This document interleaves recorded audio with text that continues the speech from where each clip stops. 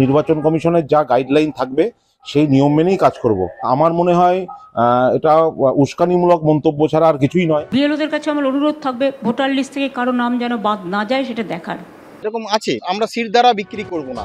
নমস্কার বন্ধুরা, আমার নাম ধ্রুবজ্যোতি সরকার। পরিষ্কার বলি, ভোটার তালিকার কাজটা ভালো করে করবেন। মমতা বন্দ্যোপাধ্যায়ের এই বক্তব্যই এখন দুশ্চিন্তা বাড়াচ্ছে গোটা রাজ্যের বিএলওদের কাছে।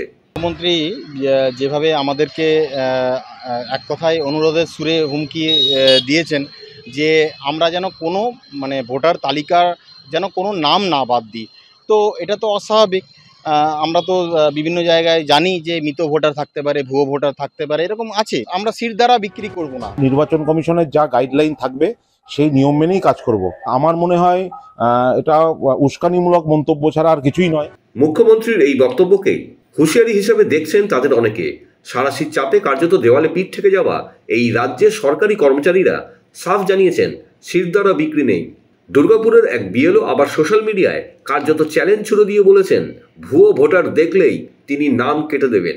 এরই সঙ্গে বিএলওদের একটা বড় অংশের বক্তব্য, আগে নিরাপত্তা পরে কাজ। এই যে পরিস্থিতি, এই পরিস্থিতিতে সিকিউরিটির ব্যাপারটা না কনফার্ম হলে আমরা কিন্তু এই দায়িত্ব করব না। যখন ভোটার লিস্টে কারোর নাম বাদ যাবে এবং যদি তার জেনুইন কারণও থাকে, এবং সেই ক্ষেত্রে পলিটিক্যাল পার্টিরা যেভাবে হুমকি দিতে আরম্ভ করেছে, বিবদমান গোষ্ঠীর মাঝখানে আমরা দাঁড়িয়ে আছি, সেখানে থেকেও চিফ ইলেকশন কমিশনে বলুন আর আপনাদের এই সিইও বলুন, এসব বায়বীয় বস্তু, ইআরও ডিইও এসব বায়বীয় বস্তু। লোক আগে দেখবে যে বুথ লেভেল অফিসার কে আছে এবং তাকে আগে ধরবে।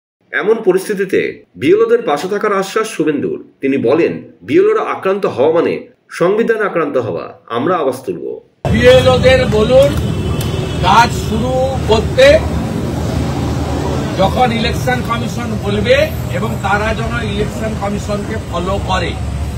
আমি আমার বিএলও বন্ধুদেরকে এই অনুরোধ করব, আফটার অল তারা এই রাজ্যের সরকারের কর্মচারী, নির্বাচন কমিশনের আন্ডারে তারা কাজ করবেন।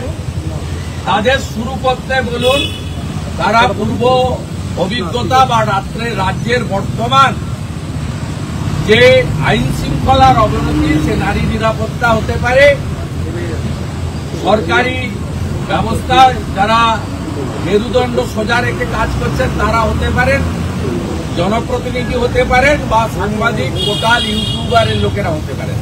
সকলেই প্রত্যেক দিন মমতা এবং মমতা পুলিশের দ্বারা আক্রান্ত হচ্ছেন। আপনারা কাজ শুরু করুন যখন ইলেকশন কমিশন বলবে।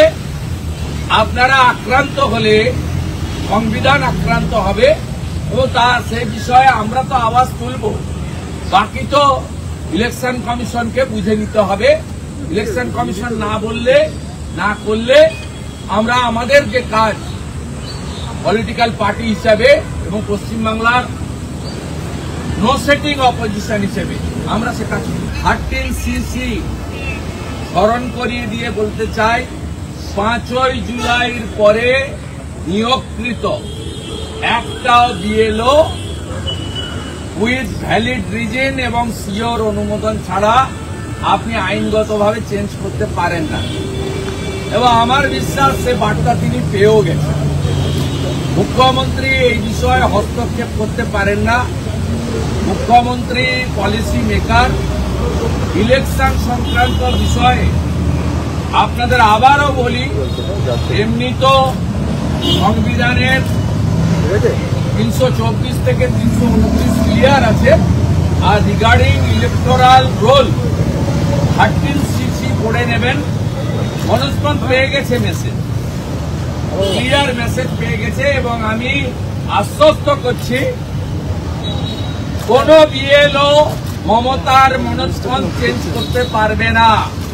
ইলেকশন কমিশন তার নোটিফিকেশন যখন হবে ডেট অফ ইলেকশন, তখন থেকে এটা ইলেকশন কমিশনের আন্ডারে যায়। তার আগে স্টেট গভর্নমেন্ট, আবার ইলেকশনের পরেও স্টেট গভর্নমেন্ট। সুতরাং এটা মনে রাখবেন, আপনারা চাকরি করেন স্টেট গভর্নমেন্টের।